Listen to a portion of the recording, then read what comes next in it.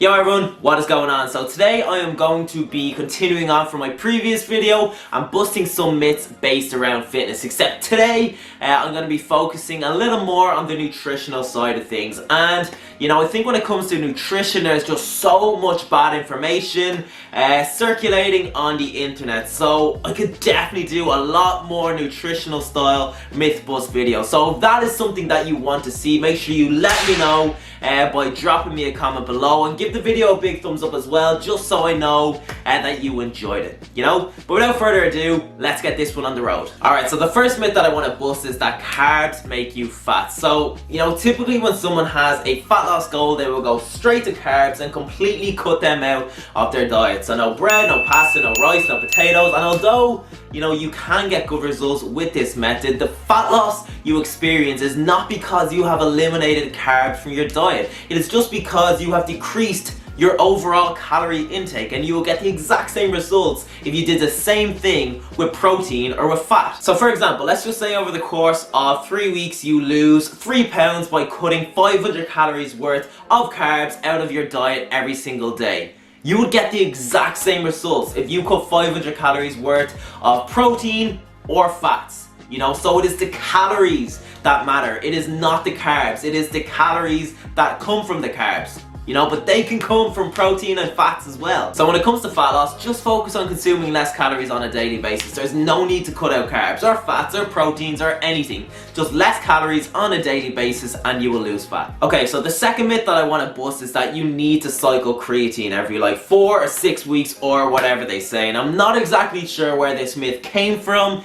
It might be because people think it's harmful for your kidneys, which it's not. It might be because people think you build up a tolerance to creatine, which you don't. But the bottom line is that you do not need to cycle creatine, and 5 grams of creatine monohydrate per day, every single day, for the rest of your life is plenty to experience the strength and power benefit it brings. Alright, so the next myth that I want to bust is that fresh is always better than frozen. So a lot of people tend to completely avoid frozen or canned fruit and veg because they think that the freezing and the processing of these foods kill all of the nutrients, and hence fresh is a much better option. However, fresh or frozen is really only like 2 of an abundance of factors that you have to consider when it comes to fruit or veg, and things like weather, transport time, growing methods, how it's handled, and lots more is gonna have a big impact on the nutrient density of them foods. And it also depends on the specific fruit or veg itself, because freezing some foods will actually help them preserve their nutrients for longer than if they were to be kept fresh,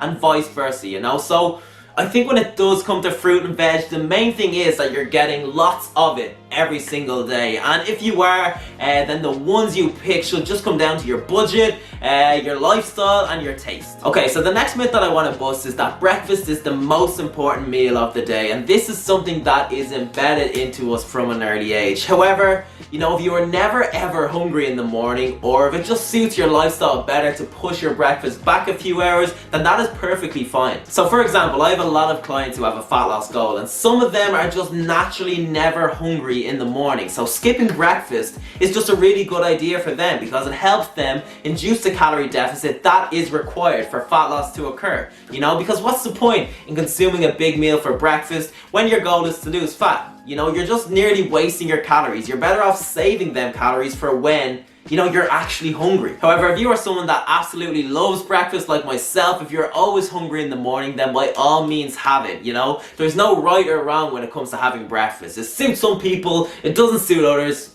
That's it.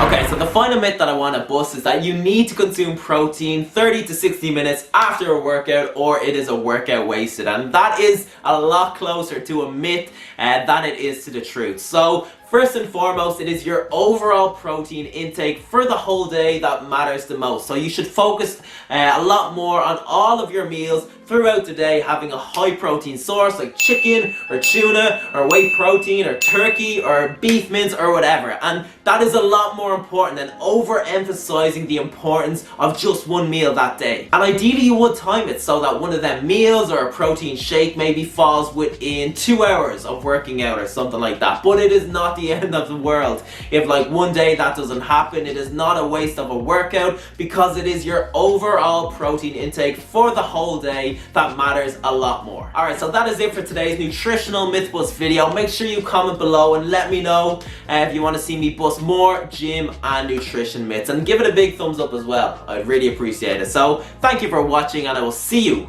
in the next one.